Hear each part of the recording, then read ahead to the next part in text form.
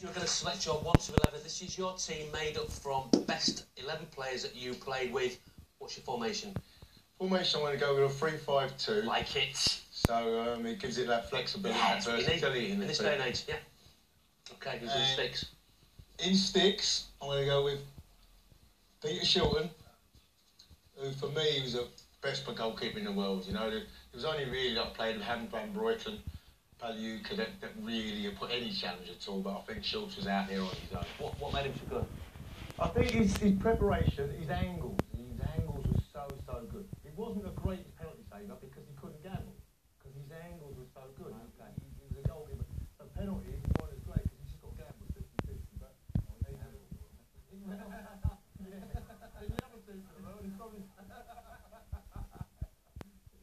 Maybe the wrong thing, but I didn't quite get it right there, did I? What's the defensive set? 3 at the back. Mark Wright, I'll go for in the middle of the 3, because I thought he was a good football centre up. Yeah, he had everything I didn't. No, yeah, he was a great player, and he was tall, he was big lad, strong lad, so he was magnificent. On the right hand side of the 3, I've got Paul Parker. Not the biggest, but I think 5'6", 6'2", 6'3", he's jumping, and also great jumper. Man Martin is 2'3". He's saying absolute 2'3". Simple. Yeah, and I think with the players I've gone for, the midfield is so talented. All you've got to do is roll in, just roll it into it. You ain't got to do nothing. You don't want to be elaborate on the ball. If I was playing a 4 at the back, I'd have possibly gone. I would have definitely gone for the Anderson. For me, a fantastic fullback. You know what I mean? How he made the 2 World Cups in the UK, I just will never know. But he was a great fullback. So that was a deal. And then I'll go for Terry Butcher on the left side, who for me was the line art of the team. He had such moral courage and ability, and absolutely magnificent centre half. The best centre half I ever played with by a long, long shot.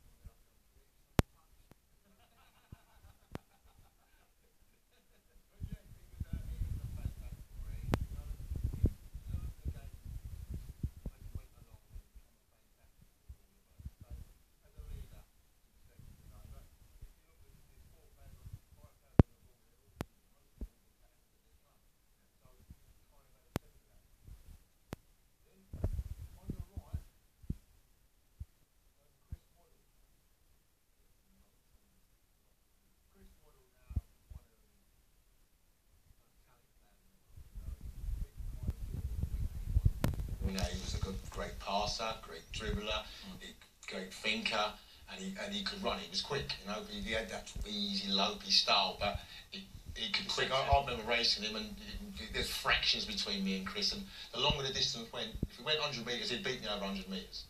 So he was a very, very quick. And in the midfield, you got, for me,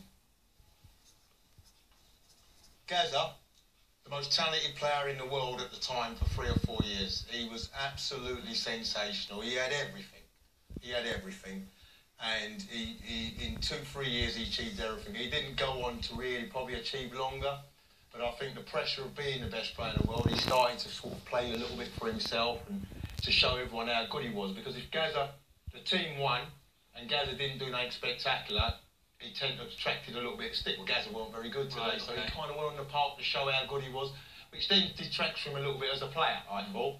Did you play against him? Yeah, what was he like? I played against him at Tottenham many times, and he was sensational, running at you from late late in the box. It was a difficult. He was a great sight coming at you. And, you know, Gaz, I just couldn't give him the satisfaction of beating me because he had that laugh, that infection, like he's laughing at you as he's going past you. You know, yeah. I remember once in training, he scored the best goal I've ever seen. I've never seen a better goal in my life. Goalkeeper, he is training and it is 11v11, but goalkeeper kicks it out and it's bouncing quite low and it's going to skid off. And as I'm running with him, I know I'm going to beat him to it, and he knows I'm going to beat him to him. As it skids off, he gets his toe and he flicks it back. So I turn really sharp because one thing you don't want is Gazza taking a mickey at you because his laugh embarrasses you. So he flicked it back, but it's balls up here and it can't really come down. So I turned sharp. I'm just about to toe poke it, and because he can't let it come down, he kneed it from 40 yards with of his knee over Shilton, and as he's going in, he's laughing. Shilton's going back like this, and he's kneed it in from 35 yards. I've never seen a better goal than that. On improvisation, on the skill of trying to hit a ball with your knee 40 yards. That's brilliant. You know, so Gazza, for me, for 3 or 4 years, spectacular. And then for me, the best footballer I've ever had the privilege of playing with was Brian Robson. And people say, well, how do you say Gazza's got the most talented player in the world? But Robbo influenced the game of football more than any other player I've ever played with. He not only influenced it by getting a goal, stopping a goal, he made you get a goal or stop a goal. He wasn't never good enough to make me get a goal. But he knew everyone's job and he put you in the right places. I always remember my very first England cap, and Robbo's in front of me, and you're trying to tread your way in your first game, and you don't sort of come in blazing. And he's closed someone down, and the player I was marking just dropped off in the old area as they do it in national level, and he won 2 for Robbo. And the guy's gone through, I took the ball off him, and so I thought, well, at least I took the ball I was at. He turned around to me and he says, "Oh, you, that's your strength. Whenever I go tight, you go tight." That's it. For the next 59 caps, I knew he never let me down. He knew I would never let him down. He dictated the whole game. He managed from the football field, and that's a hard thing to do. You know, so for me, the best player I've been lucky enough to play with. Would you have won the World Cup for you to stay fit? I believe so. Yeah, I believe his influence on the team was such that he as close as we got. I think with him in the side, we would have got over that finishing line, and more than anything, he was deserving of the World Cup. You know, it's just the injuries, I think, just held him back slightly, but as a player, then I'm going to go with what I believe is another exceptionally talented footballer, John Barnes. I think sometimes people always kind of questioned that he never quite did. He started off with a wonder goal, against Brazil, and it seemed to be a little bit of a noose around his neck, you know, but Barnes is the same special.